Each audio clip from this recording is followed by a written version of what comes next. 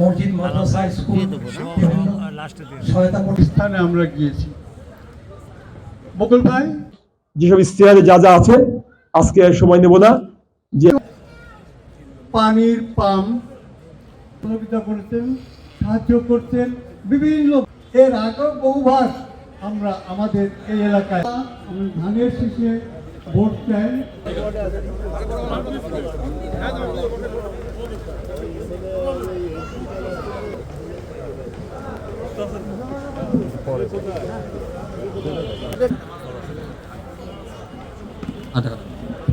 দাঁড়িয়েছে রব্বুল আলামিন খুলনা 3 আসনের এমপি প্রার্থী রব্বুল ইলাহা ইল্লাল্লাহ মুহাম্মাদুর রাসূলুল্লাহ থেকে উনি খুব স্পষ্ট করে বলেছেন সবাই ঐক্যবদ্ধভাবে যদি এগোতে পারি তবেই আমাদের এই অঞ্চলে উন্নতি হবে।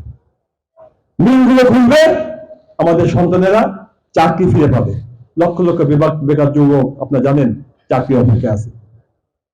তাহলেই ওই যে সবার মাদকের ভয়াবহতা আছে, চুরি ডাকাতি ছিনতাই বেড়েছে, মা বোনরা যে হাঁটতে পারে না রাস্তা দিয়ে ইফটিজিং এর শিকার হয়, এগুলো বন্ধ হবে।